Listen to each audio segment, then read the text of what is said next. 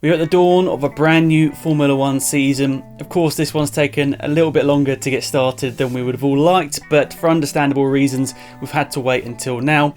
And Austria is the first round of the season this weekend. Now, a video idea I've done over the last couple of years, and one I've always really enjoyed making, is sort of making unrealistic and shocking sort of predictions for the season ahead. So today I'm going to be making 5 predictions for this upcoming season that are maybe a bit unrealistic, maybe ones that are a little bit left field, but I'm interested to see what you think in the comments of this one below. So I'm going to make 5 unrealistic maybe predictions, and I'd like you to make some bold ones in the comment section down below as well. And at the end of the video, I'm also going to make some other little predictions just about the season ahead, maybe not so far-fetched. So let's get into number 1. First up, I think that 6 teams are going to score podiums this year. So that is quite different from what we've had over the last couple of seasons. Well, maybe not so much last year. We got some really exciting races last year that kind of shook things up a little bit. But if we look at the pattern, maybe pre-2019, for the sort of 4 seasons before that, we only really saw the big 3 teams and maybe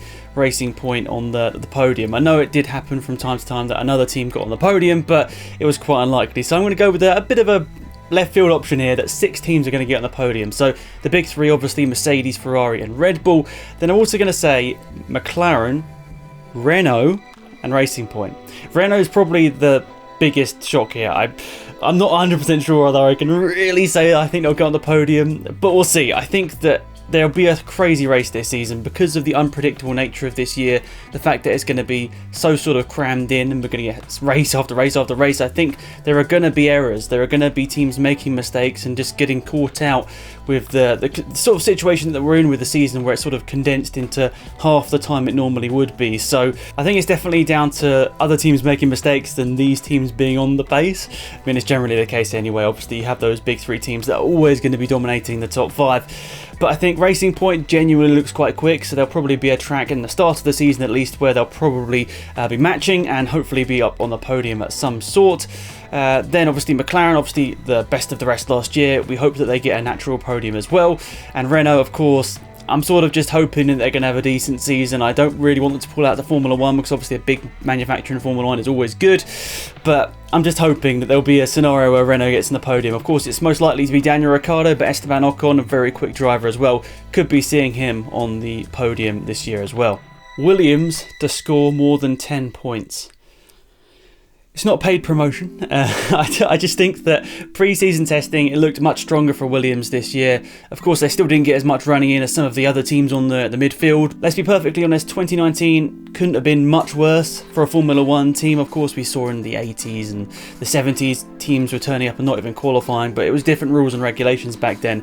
It's a much closer field than it was in that era. So we're seeing teams always qualify. Obviously, every single car on the grid is quick enough to get onto the grid. But it's just the distance that they were away from the next worst car, which, you know, could have been Haas, could have been Alfa Romeo, could have been Racing Point, depending on what the track was. But they were always significantly the worst car on the grid last year. So I'm hoping a step up over the sort of long off season we've had now is going to be good for Williams. I'm hoping that they're going to come forward into 2020 and have some strong performances. So I know it doesn't sound a lot. They scored 1 point last year, but timesing that by 10 and scoring 10 points in 2020 would be incredible. I think that none of us really expect them to go and score points naturally. It's probably going to be down to other teams making mistakes in the midfield and, you know, unlikely circumstances like we saw in Germany where they did get that point. But I've got my fingers crossed that they come out with a naturally decent car, and hopefully by the time we get to mid-season, hopefully there's some sponsorship money coming in, and hopefully it's just all flowing for Williams, and hopefully we can see them developing into a decent car. I also think that George Russell is definitely ready to lead that team now. I know it sounds weird, he was only an F1 rookie last year, and I'm saying right here, right now, that he can lead that team, but I think he's got that personality, he's got that drive, and now he's got that 1 year experience. I think he can really push Williams on to become a really good team. Of course, we don't know what's going to be happening to him beyond 2020. Does he go to a different team like Racing Point? Does he go to Mercedes? That's obviously the big step he definitely wants, but there's definitely going to be murmurings towards the end of this year about where George Russell goes. I think it really depends on, does Hamilton retire? Does Bottas have a good season? I think they're two big talking points we'll see towards the end of the year about what happens to George Russell, of course, depending on whether he has a good year or not. But I think we've seen pre-season testing and everything that's been going on since that he's definitely ready for this year. He's going to be super quick, and I think that he's going to be definitely the man to drive Williams forward and hopefully into a new generation, because let's be honest, since 2013 onwards, I mean, they had a bit of success in 2014 and 2015. Of course, they got a podium in Lance Stroll in 2017 as well, but I guess there's been a big significant downfall since then, and I think we're all hoping that a new generation kicks in and sort of basically a new team sort of comes out of the ashes of the old Williams that's been struggling for the last 5 or so years. Right, so this one might be a bit of a controversial one. I've got Lando Norris to outscore Carlos Sainz. Now, we know that Sainz is going to Ferrari. This is going to be probably one of the more controversial ones I've put in this list here today, but just hear me out for a second here. Now, I'm not like a die-hard Lando Norris fan sort of thing. Obviously, I realise a lot of people came on board to this channel since watching that Lando Norris video on this channel, but at the same time, I'm very realistic. He's only had 1 year of Formula 1 experience, but at the same time, he had so many issues with his car last year, and he wasn't that far off Carlos Sainz in terms of points at the end of the season. I feel like if he had a bit more reliability on his side, if it was fairer between the two, I don't think he would have been too far off. So with a year's experience now, he's driven most of the tracks. I mean, it depends whether you go to Vietnam, obviously, but then everyone's kind of a rookie there at the same time. And I think genuinely he's got a great chance of outscoring Carlos Sainz this year. Carlos Sainz might be slightly distracted by his move to Ferrari, and Lando Norris, now with that experience, could be in a great position to outscore Sainz. And how good would that be for him to outscore Sainz? Sainz goes to Ferrari. I mean, it would look great for Lando Norris to be in that position only 2 years into his Formula 1 career. You've also got to consider the possibility that as Lando Norris is staying with the team and Carlos Sainz is moving on at the end of the 2020 season, could we see the team favour Lando Norris? Even if it's the small details, that's big in Formula 1 terms. So, could be getting a new front wing first over Sainz, that sort of thing. I think it's very likely we could see Lando Norris being the preferred driver in the team, especially towards the end of the year when, of course, McLaren aren't going to want to give Sainz every last little bit of detail as they get towards the end of the year where they're developing parts and going into 2021. I know Zak Brown has come out and said that he's going to be fair to Sainz, he's going to give him as much information as possible, but I think, let's be honest and realistic, towards the end of the season especially, Sainz isn't going to be given all of the information because they're going to be developing their 2021 car. They're not going to be wanting to give him secrets because, let's be honest, McLaren are up and coming, they're rising up through the ranks in terms of Formula 1 terms. You know, they came from the bottom of the midfield a couple of years ago to the top of the midfield at the end of last year, and you know, they could be challenging Ferrari soon in the next couple of years, so he's not going to be wanting to be given too much information from the McLaren team, or at least McLaren aren't going to want to do it. I'm sure Sainz will, so that's an interesting sort of prospect towards the end of this year. I think it's not completely unrealistic that we'll see Sainz outscored by Lando Norris this year, and that's not coming from me being favouritist towards a British driver. That's just genuine looking at the performances last year, how quick Lando Norris was, and the progress that he'll surely make going on into this 2020 season. Next up, Sebastian Vettel winning 3 races in 2020. Now, this is a bit of a bold one, I think, when I look at the list I've produced here, because pre-season testing didn't look especially good for Ferrari, so I think that's kind of weighing against what we've seen in terms of logic for this year, and especially after obviously Vettel didn't have a particularly good 2019 as well. But I've noted down here the pressure's off in a way. He's not going to be racing for Ferrari in 2021, so he knows in himself that he's not really under any pressure to really go out there and win a championship in a way, and maybe not having that pressure will bring out the best Sebastian Vettel. So we saw when he was at Red Bull, I mean, I don't know whether it was the characteristics within the team, but he always seemed quite laid back, he always seemed to be joking around, and he was always sort of putting in amazing performances. I know he had a great car underneath him, especially in 2011 and 2013.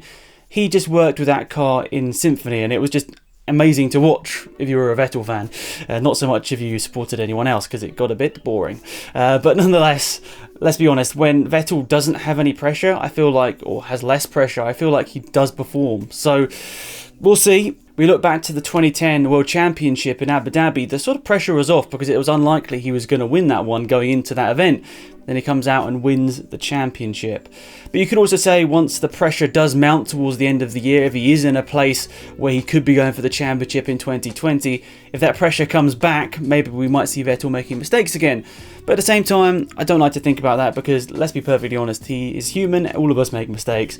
I'm hoping that, the mistakes we saw towards the end of 2018 and the couple we saw in 2019 as well were just a phase of his Formula 1 career. I've got my fingers crossed for him because I actually really like Sebastian Vettel now.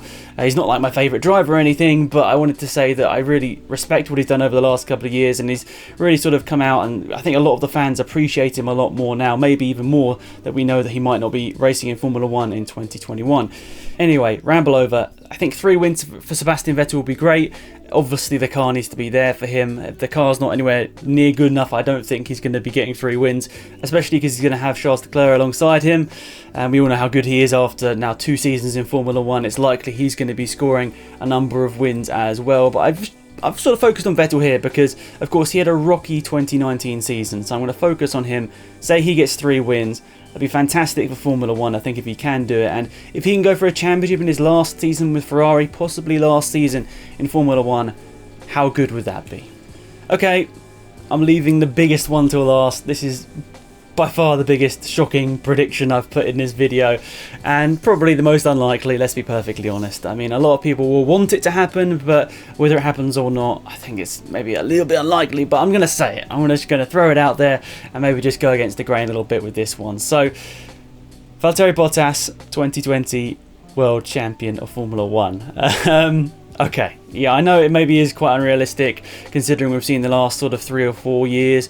He's obviously developed into a very good driver, a very consistent driver. Does he have that cutting edge that Hamilton has? We didn't see it enough maybe in 2019 to think of him as a championship contender in 2020. But saying that, a good pre-season. I think he got the fastest time overall in pre-season testing. Not that that really means anything, but still, it's interesting to see that he was going out there for the lap times and he went and did it. He was fastest, if I remember correctly. Also, this could be his last chance because, as we mentioned earlier on in this video, George Russell is coming. Whether that's in 2021 or 2022, he's going to be in that Mercedes seat very soon, I think. So George Russell is putting the pressure on Valtteri Bottas to either do good or get out of the team. So that's an interesting dynamic as well. And I think, I don't know, from what I see, I feel like Valtteri Bottas is going even harder on the training, and whether that means anything at all in terms of Formula 1 things, because sometimes Formula 1 drivers don't even share anything and then they come out and do a fantastic job in the year. So I suppose social media is that sort of thing where it's all a bit fake and you don't really know what's exactly happening, but it looks like Valtteri Bottas is training like crazy for this 2020 season, so that's one thing at least. It's also worth noting the shorter season, whether that's 15, 16, 17, 18 races, we don't know exactly yet, but hopefully that's going to be confirmed soon.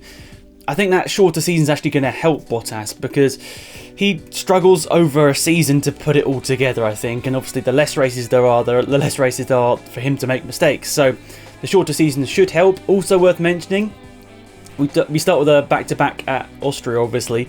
And he's pretty good at Austria. We remember a couple of years ago where he got that perfect start.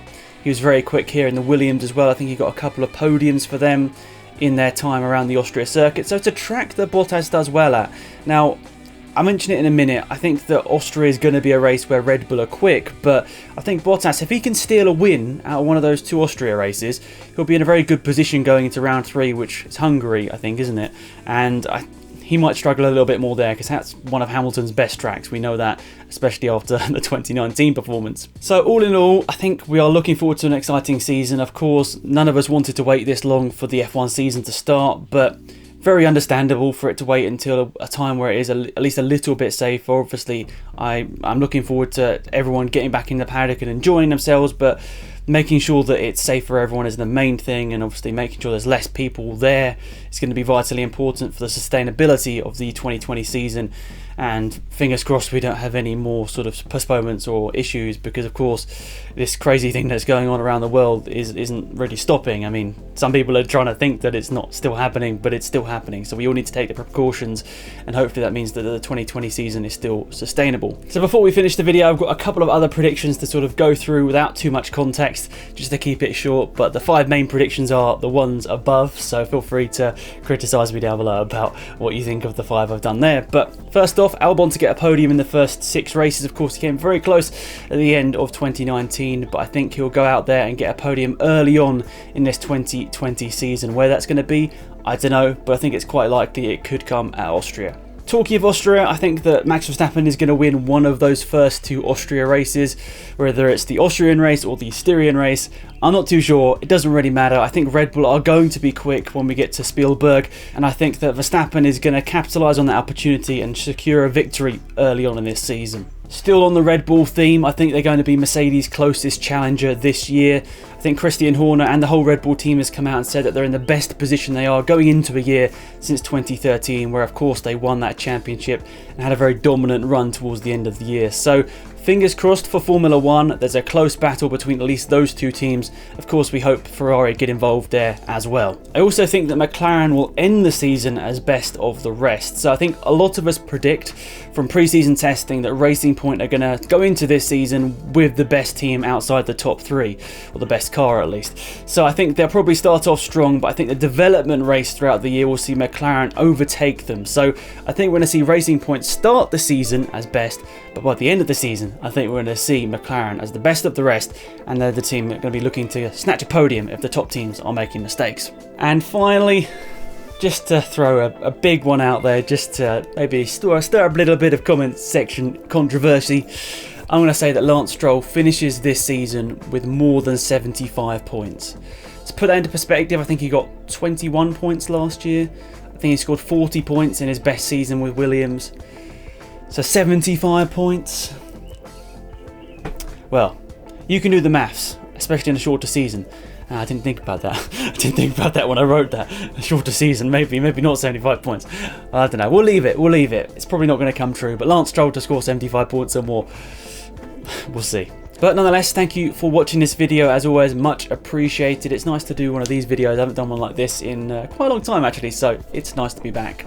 And yeah, content coming next week. F1 2020, the game. I'm going to be producing a couple of videos on that. Very excited that Codemasters gave me the opportunity to get the game early, and I'm going to do some laps and record some videos. So maybe you can leave me a comment below. Is there anything you want to see, especially from that game? It's obviously embargoed until a certain point. I can't remember exactly when that is, but when the embargo is lifted, I'll produce some videos for you. So yeah, let me know. Thank you for watching as always. Have a great weekend. Enjoy the Grand Prix first and foremost, and stay safe as well. And I'll see you soon for another video. Goodbye.